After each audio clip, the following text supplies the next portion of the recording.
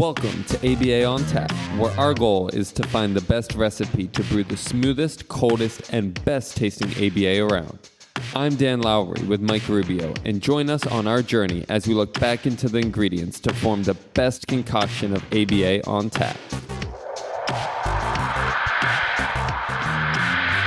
In this podcast, we will talk about the history of the ABA brew, how much to consume to achieve the optimum buzz while not getting too drunk, and the recommended pairings to bring to the table.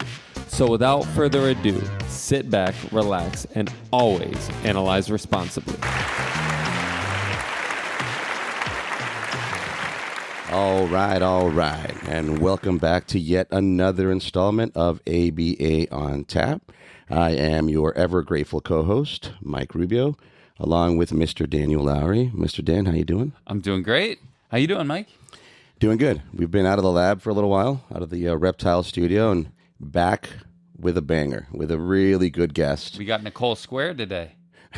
It's Nicole Day today. We're starting with Nicole Parks, Chief Visionary Officer at Rooted, does all sorts of things outside of our soapbox, outside of our foundation with autism treatment. So we're really excited to spend some time with her today. So without further ado, Nicole Parks.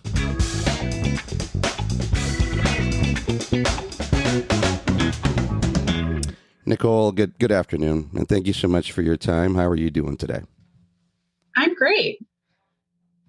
We really appreciate our guest time on a weekend. We tend to record on Sundays, so we really appreciate you accommodating our recording schedule and joining us for today.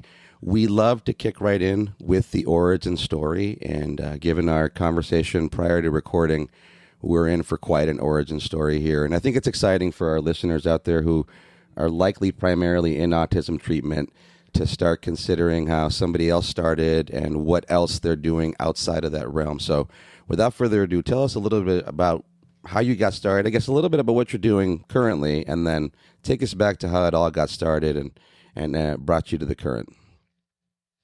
Okay. Well, currently I have a consultation company. My biggest focus right now is on supervision, CEUs outside of ABA therapy, and kind of like connecting on like a personal level. My favorite specialties are forensic, ABA, clinical ABA. So those are my special niches. We'll talk about that in a little bit. Got my note-taking device here, so if I look down, I'm just taking notes. I'm not distracted. Okay, no problem. He's texting. I know most people kind of do a highlight version of their backstory, but I'm going to go deep because I think it's important for people to understand how I got to where I am today and kind of the skills I picked up along the way. We have the time. Please do.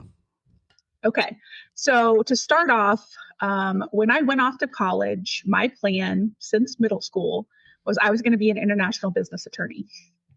I pictured myself in a high rise, rocking my baby, and signing a bunch of legal documents and making the big bucks. So I'm like a millennial. I grew up with 80s movies, working girl, baby boom. These were like my favorite movies. This idea of these like high powered women executives that could like do anything. So that was my like thought, like I'm going to be a mom and I'm just going to rule the world. So that's what I went into college thinking. So I was majoring in international economics. I was minoring in Japanese. First semester, Japanese is super hard because you have to learn it and 3 writing systems at the same time. My first business class was a snooze. I hated it. So one semester in, I'm like, I got to change. I know I've been wanting to do this since I was like 12 years old, but we're going to regroup and think of something else. And so I'm like, what could I possibly do? And I remembered I took a psych class in high school and everyone always liked to come and talk to me about stuff. I think people are really weird and interesting. So I'm like, I'm going to go to psychology.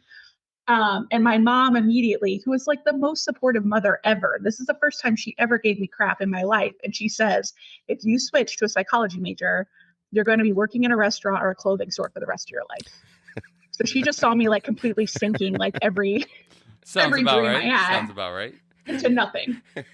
So I set out to prove her wrong, and I like to rub in her face all the time that I graduated with my bachelor's in 2003, and I've never worked a day outside of ABA. So that psychology degree has gone to good use. I've never worked in a clothing store. I've never been a server at a restaurant. Oh, man. That's like a rite of take passage. That, Mom. Yeah. You had something to prove. Good for you. Good for you. Exactly. So my first class in psychology was Intro to ABA with Dr. Jesse Dallery at the University of Florida. And it was like maybe his first or second semester teaching. And he's a clinical psychologist. And the way that he talked about everything was this is this cool science you can use to treat people with phobias, addiction, all these other things. And I'm like, I gotta get into this. This makes so much sense. It works for my logical brain. I have to learn everything I possibly can. And he dangled a little carrot in that first class, which was I will let certain undergraduates into my graduate level seminar class when they're seniors if they've done enough work. And it was like a very loose, like operational definition. He wasn't tight on like what that meant. Okay. But for me, I was like, I'm going to do everything I can. I'm going to take every ABA class I can possibly take, and I'm going to make it into that seminar level class. And I did. So another thing achieved. It was really awesome to be a senior and be taking the first class that all the graduate students were taking. But through the course of that, I ended up taking my lab work with Dr. Brian Awada and working as a research assistant in some of his different lab projects. He had 3 different ones going on at the time. One at a school, one at like a learning center kind of for adults with developmental disabilities, and one that was a severe self-injury clinic that was only on Fridays. Normally undergrads were not allowed to work there, but they were short-staffed needing research assistants one day, and I volunteered. And from then on, I got to go to the promised land that no one else was allowed to go to as an undergrad. Nice. Wow. Yeah. So a lot of my story, I think, is like taking advantage of opportunities that presented themselves to me. So after I graduated, I took 6 months and I continued to work as a volunteer with Dr. Awada's labs because I heard that he was inheriting a project to work with people with Prader-Willi syndrome. And he was going to hire a couple people that had been research assistants for him previously. And I had my name in the hat. And so I kind of just kept with him for 6 months. And then I was there was 2 people that were hired full time, and I was one of those people. Wow. Congrats. So my first experience, thank you. So my first experience outside of undergrad was working with Prader-Willi population, which not a lot of people have worked with. We're talking like very severe self-injury, very severe aggression, just things you don't think about treating. I don't know if you guys are familiar with that population at all. I actually had a client that I worked with in a school. It's actually one that I reference a lot in my 9-to-5 job when I talk about stories. But yeah, I got a client that had Prader-Willi syndrome, had no idea what it was, so I had to do some research because Monday I was going to start working with a Prader-Willi client. Yep. Got to hide the food. Yeah. So it's a genetic disorder, and they are constantly hungry. They don't feel full. So they're always like seeking food. And so we worked with a geneticist that actually did work with them, set diets for them. And part of our thing was basically having them on token economies to be able to earn extra calories by engaging in exercise and things like that. And we kind of worked with them at the day program and at their group homes. And so that was my first experience. And during that time, I was lucky enough that because I took all those classes in undergrad, I actually qualified to sit for the BCBA exam. So history lesson for newbies, it used to be the BCBA. So you were an assistant behavior or associate behavior analyst, not an assistant behavior analyst. So I got my hours while I worked at the Prader-Willi program and was able to sit for that exam. So I got my BCBA in 2004. And then I left that program and actually went to work for the state of Florida, working with the psychologist over the whole area, which was about, I think we were over 6 or 7 counties, overseeing behavior analysis services for the Medicaid waiver program in Gainesville. So I was like 23, and all of a sudden now I have to review the behavior plans of people that have been doing this for years and years and years, and make them think that I know what I'm talking about. Wow. And have some respect for me. In Florida, I hear there's a lot of funny stuff in the Florida streets. Well, the thing is, what's great about Florida is because the board originated there, we had Florida certified analysts. People might not know about that. So at this point, they were still grandfathered in. They still had some time before they had to become a BCBA. So we had some of those that were providing services, and then we had people that were actually BCBAs. But essentially, if you wanted to deliver services for the Medicaid waiver program, you had to come to the local review committee, and myself and the psychologist I worked with, we had to approve as a committee all of your plans. Wow. So we had to give you feedback and say, this does or doesn't meet the statutes. Florida has very strict statutes about delivering ABA services, which I thought every state was going to have. I will tell you in a minute that that's not how that was. But that's what I thought every state was. So I was very, very educated on how to read law, like very early on. Like, is this a legal thing? Like, can we do this? Are we following all the rules? I also got to go back in and audit the program that I used to work at for the Prader-Willi program, because they were receiving state dollars as an intensive behavior program. And part of my job was to evaluate programs and see if they still qualified to receive that money. Interesting. And it was really interesting to go back and audit the place where I used to work. Did you know too much in a sense, or that you I don't have to learned get a into lot that? of things. Okay, I will say it was eye-opening. Interesting. So you weren't aware when you were there, and then now from that other perspective. Wow. Okay. Cool. Yeah. Cool. So very early on in my career, I advocated to everyone that would listen, do not blindly believe any person that is responsible for you as a supervisor, that they have your best interest at heart. You need to know what you're signing. And this went on later on, working in autism therapy and stuff like that. I'm like, if you're a BCBA and you're entered in insurance contracts, I don't care who helped you do that. You better read those contracts, because you're responsible for everything that you agree to. And you cannot just trust other people to do certain things. So my eyes were open very early on about that kind of stuff. So that was part of my job there. Also, I needed to go over anytime there was any crisis that happened in any kind of group home, any incident reports. I was in charge of the committee that reviewed all of those, and we had to decide what are we going to do to make sure that these things are not happening again, up to and including deaths that happened in group homes, which unfortunately did happen a couple times while I was working there. And then the last, big thing I had to do that was very eye-opening for me is that as it is currently, waiver programs have years and years and years wait lists. And these are dollars that families really, really need to have access to. These are adults, so these are not kids anymore. And so in the whole state of Florida, we had 10 spots that were open for emergencies every single month. And part of my job was to call these families and see what was going on with them and decide whether or not they got pushed to the state office to get considered for emergency dollars, and see if we could get them as one of those ones that are approved. So again, very early in my career, I'm getting all kinds of lessons about stuff, all kinds of really important lessons that I think not a lot of people have that kind of experience when they come straight out of their bachelor's program.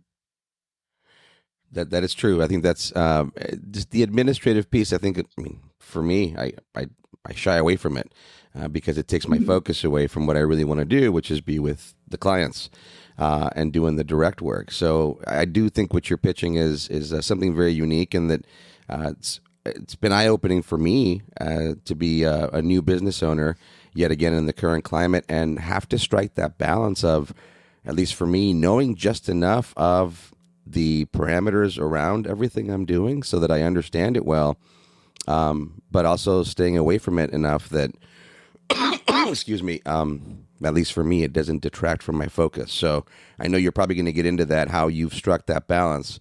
You know a lot of information now. Now you're going back to programs that you've been in before. You're seeing it from a different perspective. Where does that leave you?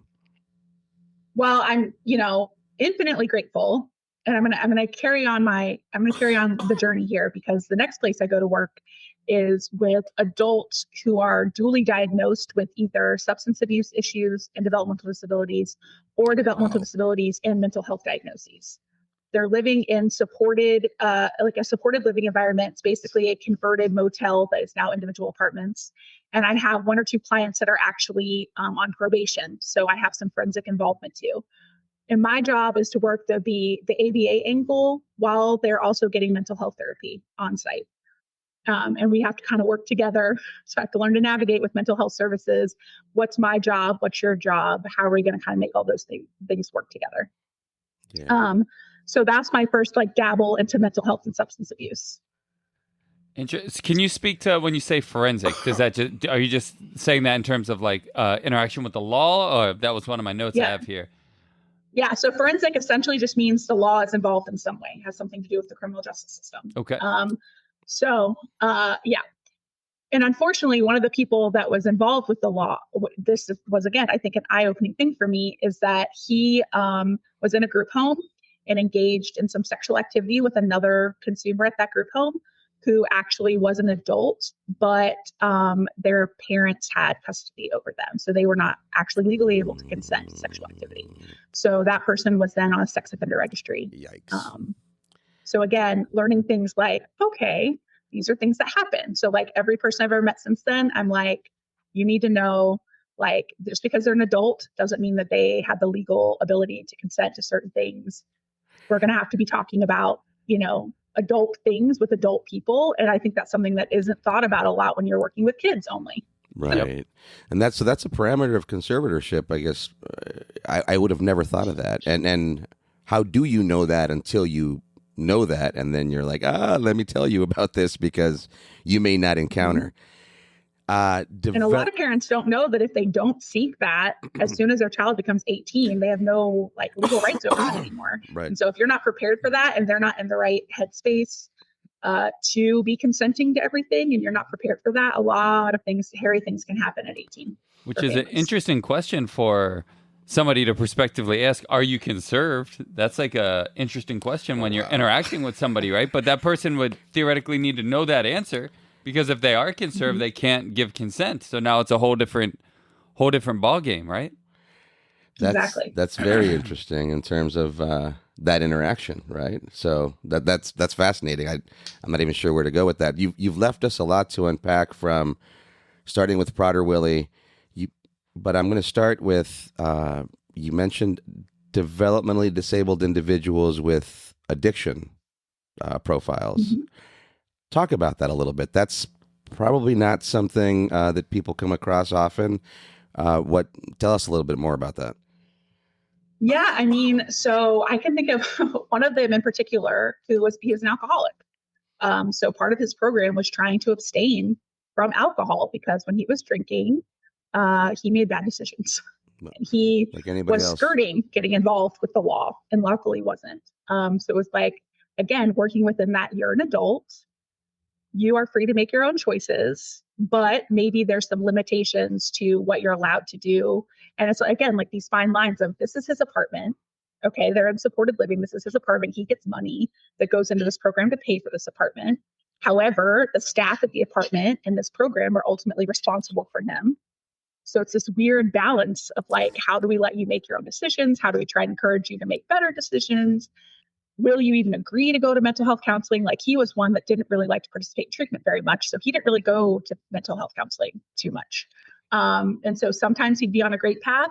And sometimes you'd see him walking up to his apartment with a 6-pack of beer. And you're like, all right, this is not going to be a fun night, probably. That's interesting. That sounds like straight off a BCBA because I helped a lot of people study for the BCBA when I was at my previous company. That sounds straight off like a BCBA ethics question that we would have had to walk through, like some of those scenarios you just talked about. You're talking a little bit about, I mean, I guess the best phrase I can think of is this collaborative treatment across these different levels that means something different in what you're describing. And you alluded to that earlier with, say, the mental health professional or counselor and, what's your role, what's my role. In that situation, in terms of putting the can of beer to your mouth as a behavior versus this notion, and I don't mean to overgeneralize, but this notion that that's a coping mechanism. How does that balance out? How did you sort that out with those other individuals? Because there's a lot of crossover there. There's a lot of opportunity for people to want to toot their own horn a little more loudly. That can be challenging, especially with somebody now with a developmental disability who's maybe drunkenly aggressive. That's a lot to manage. Mm-hmm. Yeah. And I'm going to be honest with you. I mean, at the time, it's one of those, like, I wish I knew then what I know now kind of situations. Sure. At the time, again, I'm like 25 years old. I have a bachelor's degree. Wow. Okay. I'm not a master's level clinician at this point, but I am in charge of this program because that was totally legal to do then, right? Like back then when you had a big A, you had the same rights as a BCBA. It's just that you got paid less. That was the only difference. I like that. The big A. Yeah, the big A, you could do everything BCBA could do. You just got paid less. Sure. So I left that job and went into what I consider to be like really a transitional job for me, which is working at a state psychiatric hospital in Georgia. So there, we've got a short-term unit, which is basically like your 72-hour holds, you've threatened to kill yourself, you've done something, whatever. you're having a schizophrenic break, whatever the case may be, you're on the short-term unit. The long-term adult mental health unit, which is basically like you have no place to live in the community, essentially. It's just like a storage unit for people that don't have community access. And then we have 2 forensic units. So you're on those units because you're either not guilty by reason of insanity or you can't stand trial. You're not competent to stand trial. And so the state of Georgia, all the hospital systems had gone through a settlement with the Department of Justice because a lot of bad happenings had been going on at these hospitals, people being abused, people dying, essentially is what set that whole thing off. And so the hospital system said, you need to bring positive behavior supports into the hospital system. And some other things. There were some other changes and stuff that needed to happen. But that's how I ended up there, because they created these behavior specialist positions that would sit on the treatment teams and basically kind of be like the partner to the psychologist on the treatment team. I was the only one that was actually a behavior analyst. Everyone else basically had a master's degree, maybe in like counseling or something like that. And at the time, I had finished my master's degree and was pursuing my extra 500 hours I needed to get to become a BCBA, because they changed the big A to a little a and said you had to start working under a BCBA. And that's what kicked me into getting my master's degree. And I got my master's in counseling with a focus in applied behavior analysis. So I had a ton of counseling classes, abnormal psychology, all kinds of things like that. So I understood all those kind of things. And so my psychologist I was paired with was amazing and was very open to the idea of behavior analysis, and was a huge advocate for me and the treatment plans and stuff I wanted to do, because he really got it. And he did a really great job of using his degree to push my ideas and then give me all the credit for them. So I am so thankful that that is who I worked with. But this was a true collaborative team experience, because essentially what happened is these individuals would come into their treatment team, which was the psychiatrist was the head of the treatment team. So every unit had a psychiatrist, psychologist, behavior specialist, social worker, someone from nursing, someone from just like direct care staff, and the individual. And we all have to come up with a treatment plan for them together. And so one of the big things I got promoted into was rolling out a token economy for the entire hospital system that would encourage people to participate in their therapy, essentially. So I was the director of that program, and that was like training all the staff, teaching everybody how to run the program, figuring out how we're going to differentiate like the point cards, how we're going to make sure that they're not forging point cards, what are we going to put in the store, which we had to get approved. I had to chair a committee of everybody from risk management, nursing, the speech therapist that made sure it wasn't a choking hazard. Like every single person had to approve what was going into the store. Wow. And we have to make sure that they're priced appropriately. People are actually going to want them. And I'll tell you, in a restrictive environment like that, the thing that was the big ticket item was Uncrustables. Everyone really wanted to use their points for Uncrustables. But the way this program worked is that they could earn 100 points a day. 50 of those points had to be assigned by their treatment team to make sure it was things that the treatment team thought they needed to work on, and 50 points they could assign for themselves. So if it's something they knew they were already going to do, they usually put their 50 points in that area. Each unit had a different colored card. They had to be signed off on in red pen. Only staff members could have the red pen. So we made sure there was like no forgeries. And essentially they got to go to the token store once a week, come off the unit. Some people actually like legally had to stay on the unit, and so they would get deliveries, but they could come off the unit, come to the store. They could get one food item, one drink item, and then they could use their points for special orders, special hygiene items. And eventually we started hosting activities that were themed that they could buy tickets to. Wow. And this was encouraging them to take their medication, clean their bedroom, take showers, participate in therapy. They got certain points for all those different things. And the staff at the hospital were pretty skeptical at first, especially the psychiatrists.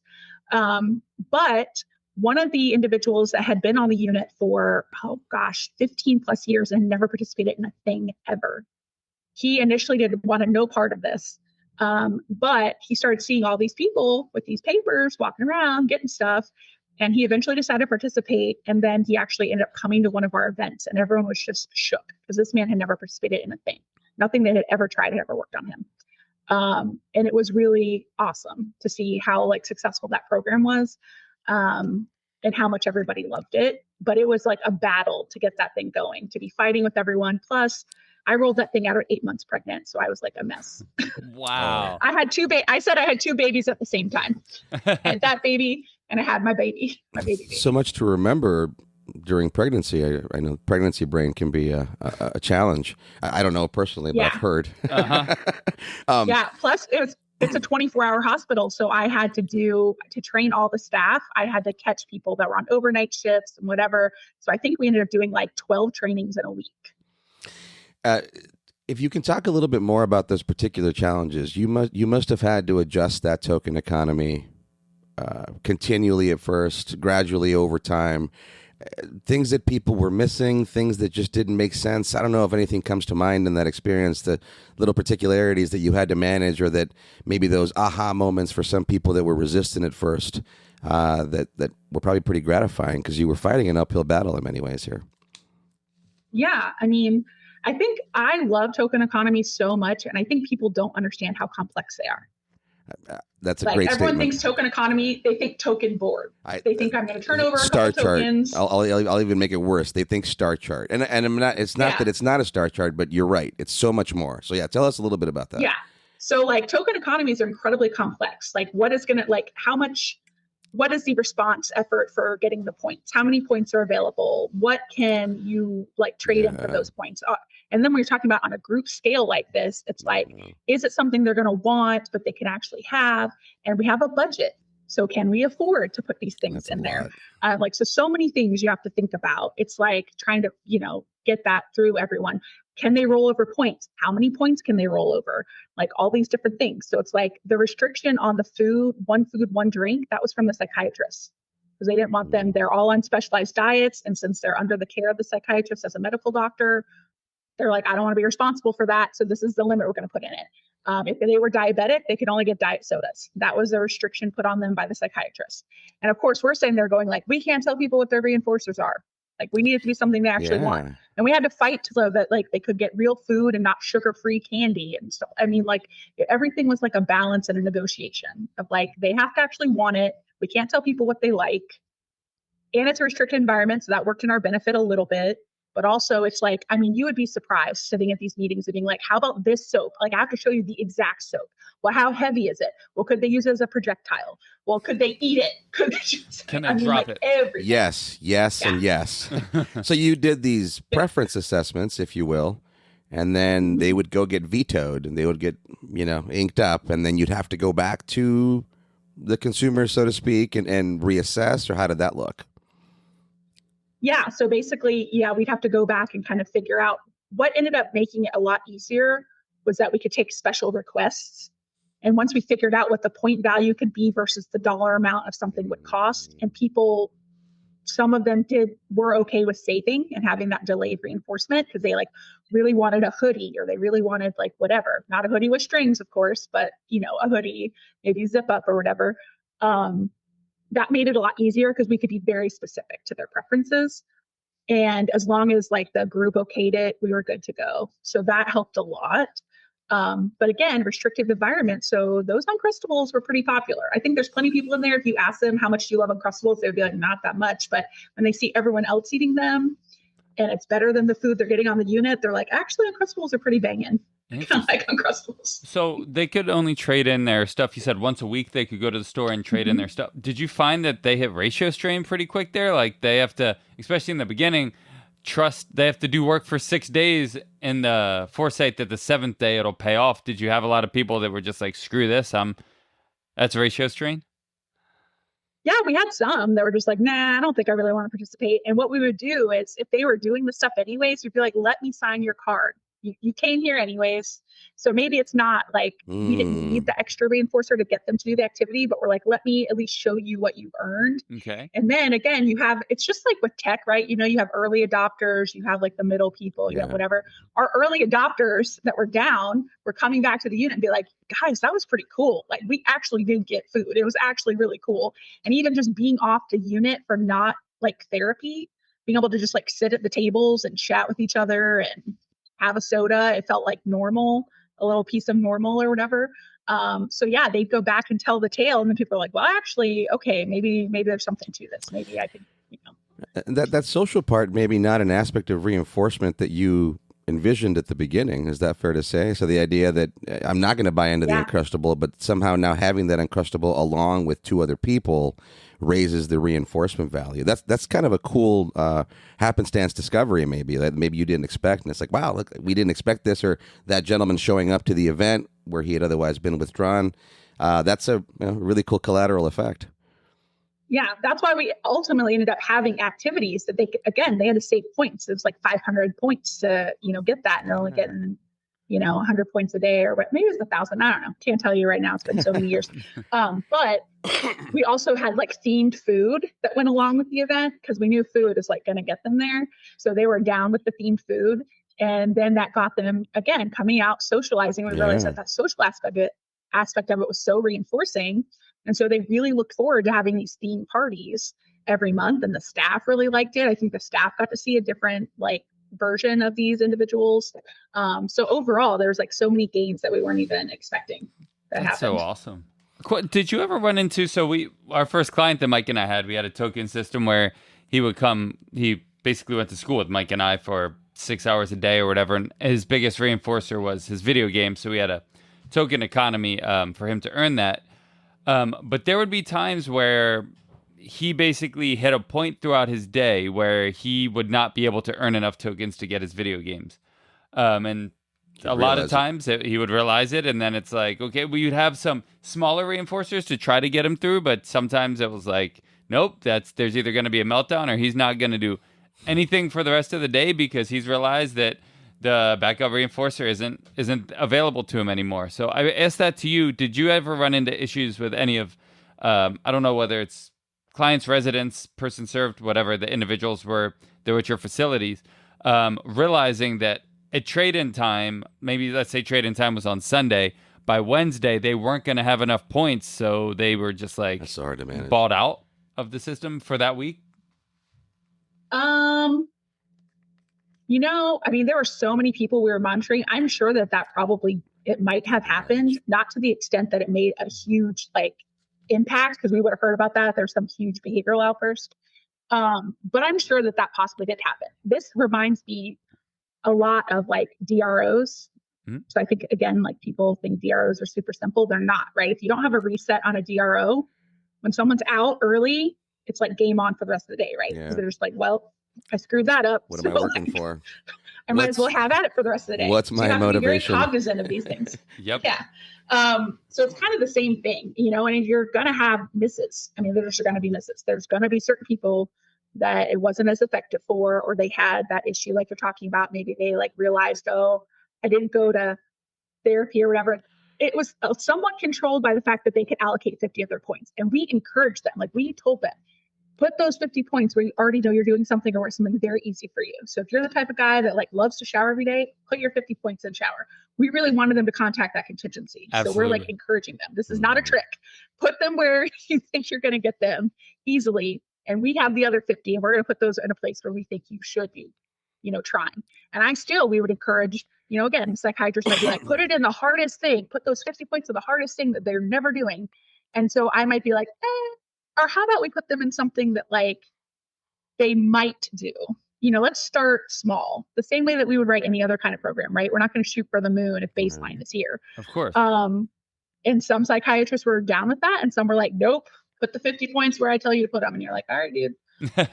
Okay. Well, yeah, with any differential reinforcement program, right, they have to contact the reinforcer and then build up. Otherwise, it's not going to be successful. Then you're just back to zero. And that can be hard to teach, right? The idea that somebody doesn't have a taste and they don't understand what the reinforcement might be, and that can be interesting. Did you find any tricks in trying to disseminate that information across the staff? The idea that I don't know, cut somebody some slack sometimes, give them a chance, get them to the reinforcer versus be so stringent as to how you apply the system. That can be difficult. There's maybe even night shifts you might have noticed. I don't know. There's a level of authoritarianism that can get the better of any of us, and then suddenly we're missing that nuance. We're missing that point, and the system doesn't work. Well, the learner doesn't know what they're. They have no idea that this is what's available to them. Yeah, I mean, the thing is, like, we knew who our real hard asses were. Yeah. I don't know if that's going to get you the explicit No, content. that's perfect. It Um, won't. Hard asses Okay. on the staff side or on the patient side? Oh, yeah. On the staff side. On the Nice. staff side. So we Good knew, question. like there's certain psychiatrists that they were not going to budge and they were really Mhm. going to throw their weight around. Yeah. But we also knew who the other power players are, right? The charge nurse on the unit is another power player. So if I can win over the charge nurse and maybe win over the psychologist on the unit, so I've got a couple people on the treatment team on my side, then we can kind of like try to outnumber the psychiatrist. Oh, Or man. if they Yeah. have more sway, right? Because if you've got those degrees, you're going to have more sway. So if they have more sway, maybe they can kind of talk them into it instead of me. So now into your Yeah, unofficial so we were trying to do introduction into something OBM, is that the segue there? Or into That you- politics. or politics. Where are we going next, Nicole? Yeah, basically. So I mean, we just knew whose side to get on, who the good side to get on. And, remember, there's other treatment plans and things going on in these units where we have smaller ways that we can show staff like ABA works. Like, let me show you how this works. Go So ahead. let me ask you a question on that. It makes me think about a recent guest that we had on that went and talked to some sheriffs and said it was interesting. So on the forensic side of things, and I guess you could almost call it the correction side of things, a lot of it's built around punishment, right? Like it's just removal That's the of idea. things. Instead of, like you said, positive behavioral supports, what we use for behavioral management is we take more stuff away until you're in solitary confinement, and that's kind of what it is. Did you run into a lot of issues with kind of traditional schools of thought of the way you respond to these things is you take things away, and you might be coming in saying, no, let's work on giving people things, and the institutional thought of these organizations are, no, you take things away? Yeah, I think so this is one thing, I guess, that's like very ingrained in the culture. When you have behavior issues that are heightened in like can't be redirected, right away, what happens to you in the psychiatric hospital is the charge nurse comes in and you get a shot. That's what happens. Okay. That they call the psychiatrist, they tell them to give a prescription and you get a shot of Ativan or whatever. And that's what's going to happen to you. Okay. Like very quickly. They put up with no nonsense. So part of this is trying to get them to understand like the function of behavior. And me at the same time trying to be like, okay, well, I'm learning more about, borderline personality disorder, schizophrenia, whatever. So what of these things are even behavior that I can influence or not, So it's like learning a lot. I mean, I learned a ton from the psychologist because I'd be like, show me your testing, show me what you're thinking, show me, like we're collaborating a lot. And one of the cases that really stands out for me is we had an individual who was diagnosed with bipolar disorder, borderline personality disorder. She would engage in really severe head banging to the point where she was bleeding. And it was because she was drug seeking.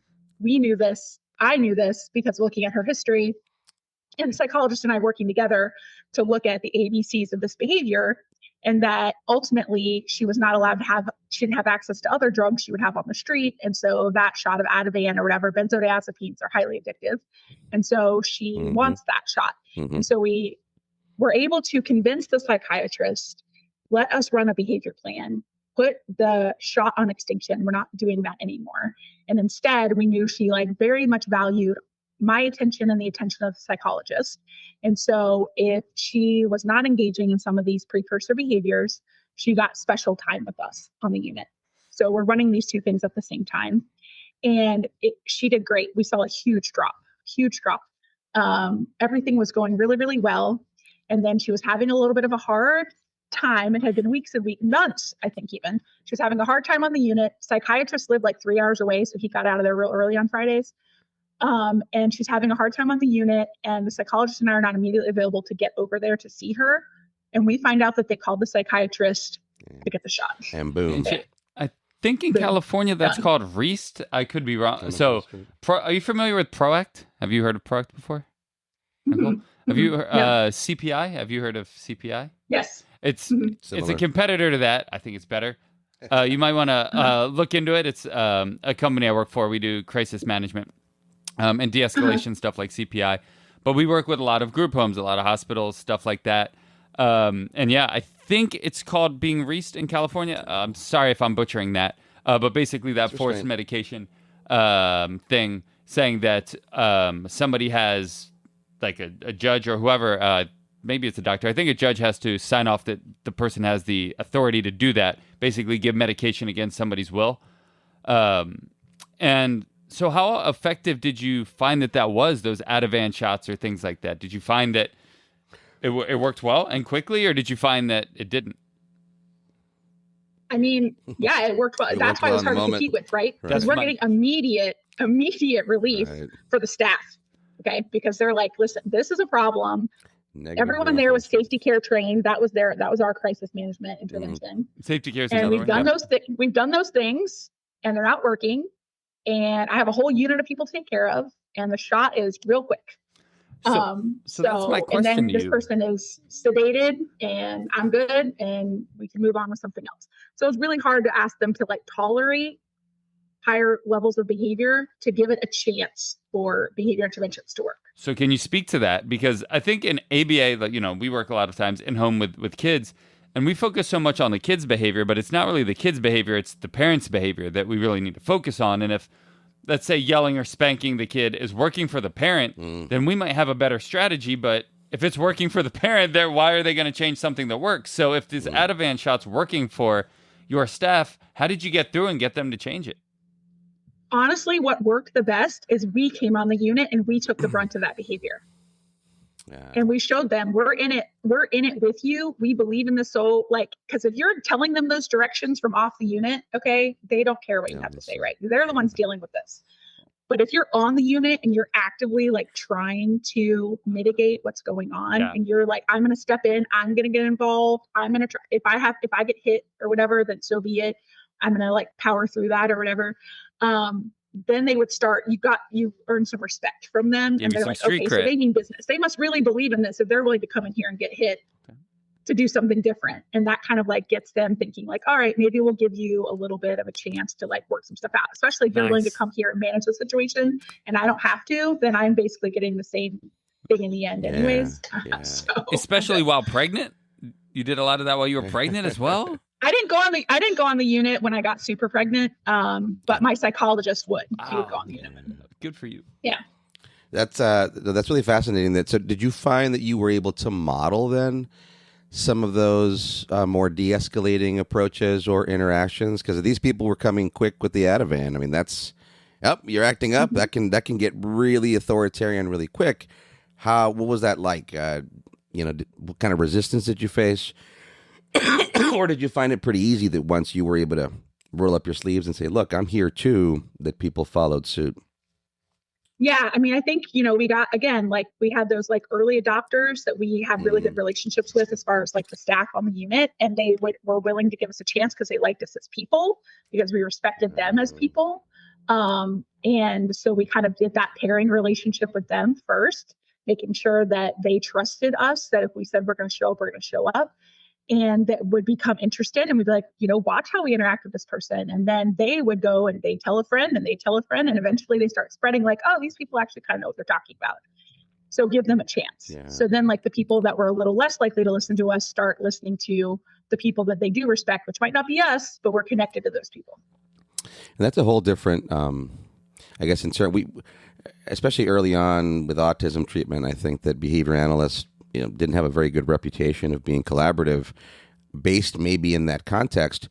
You were coming into a table where maybe you didn't have that privilege of being a little bit arrogant as a behavior analyst. You were sort of coming in as a newbie. And I think that, as the medical services table, for example, we're still pretty new to that. So maybe new behavior analyst that's not arrogant. Right. Maybe we've hit a point of humility, but I don't know if you can speak to that. That's interesting.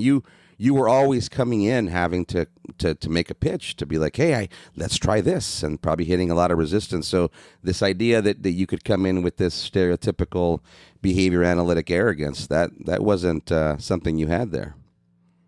No. And I never had, because remember, like I start off like in the big leagues, in my opinion, from like very young. Yeah. And I need buy-in. I need people to believe me. And I need people to respect me. And in order to do that, I need to understand where they're coming from. I need to understand their perspective. And I need to slowly show them that I can be a partner with them in what we're trying to do. And I might have some ideas that can make their life easier. And that is still what I tell people I mentor today that are trying to, if they're working in autism therapy or they're trying to break into something else, as I say, you're about to go into a system that you don't understand. And there's people that have been playing that system a lot longer than you have. So your first role is to go in and just observe and ask questions. Tell me about your pain points. What are you trying to accomplish? What is getting in your way? What are the barriers? And you're just going to collect information. That's what we do. We observe. We're going to collect some data. We're going to get some information before we just jump in there and be like, well, I know that we should be doing X, Y, Z, and I know better than you, because they're going to kick you out of there real quick. Yeah. I mean, we're working on a training, I guess would be the statement for BCBAs going into the schools, because historically that's been a big pain point. Mike's wife works in the schools. My domestic partner, she works in the schools. And there's been a lot of conflict between, historically between, I think it's maybe getting better now. But like you said, BCBAs going into the schools, and we might have experience working one-on-one. That's not how it works there. We don't want to listen. We think we know everything. And then it creates conflict between both parties, and it's unsuccessful. Not necessarily that the strategies wouldn't have been successful, but because collaboration wasn't set from the beginning, it just went down the wrong path. Mm-hmm. Yeah. And I think, no matter who you're working with, I think you need to ask them, here's my ideas. What do you see as the possible barriers to that? Okay. It's like being in sales, right? Like you've got to be like ready to think about what their objections are going to be and what you're going to say. And it's kind of like that, you're like, I know that they're going to tell me X, Y, Z, and I need to show them how I'm making this as easy for them as possible. Oh, you think that's too much data collection? Let me show you how to make it easier. Tell me about your day. So let me figure out how to filter that into what you're doing already. And us being flexible and making sure that we're working within the environment and restrictions that we have there, and not just trying to tell the whole environment it needs to change. Yeah. That's not practical. I'm sure those really help you with the consulting gigs, so you can really share that wide variety of perspectives as a consultant and really open up people's eyes. That has to be really, really helpful for you. Yeah, for sure. So after I left that hospital, that is when I finally got into autism. Okay.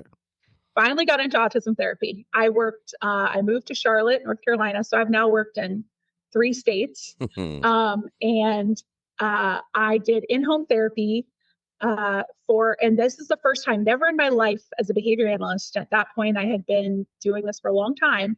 Had anyone handed me a book and said, this is what you use to assess this person. And this is what you use to program for this person. My whole life, it had been, you walk in, you say, what is the problem behavior? What are we trying to change? What's the replacement behavior? What do you need to be happier and functioning better in your life and environment? We're going to work on that. And so it was so foreign to me that I'm like, what do you mean you just pull things out of a curriculum and plop them into something? They know better than you do, artistry Nicole. In this. The people who write the curriculum know that client better than you do. Yeah. So I'm just like, there's no artistry in this. So I took that VB Math book that someone handed me. I just flung it. And I was like, I don't know what to do with that.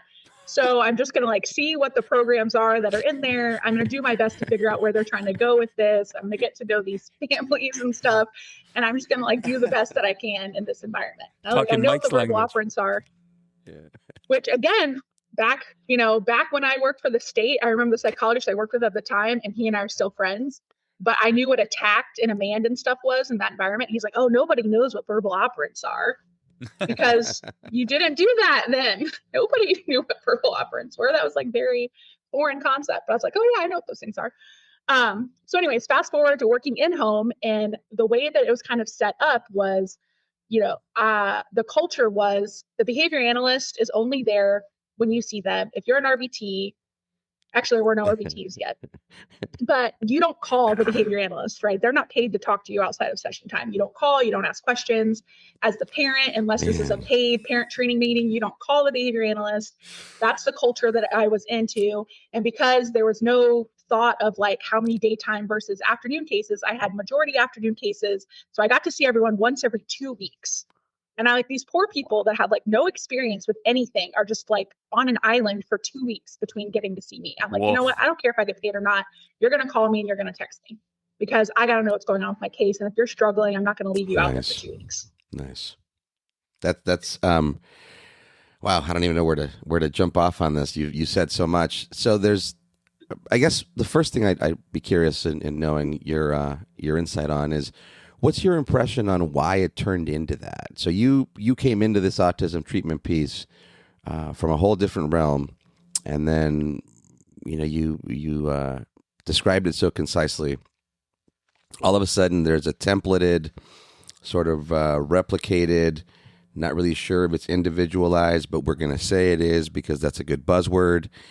Is it just proliferation that turned it into that? What's your impression? So I think what it is that you're getting paid by the insurance, right? Like every job I've ever had before that, there was some other government entity, big budget, whatever the case may be, that's funding this. And so if I'm at work and doing my job, like that's all I need to be doing. Even people that were behavior analysts in the waiver program, they didn't have to worry about it like that. It wasn't like every hour you always be billing kind of situation that was going on there.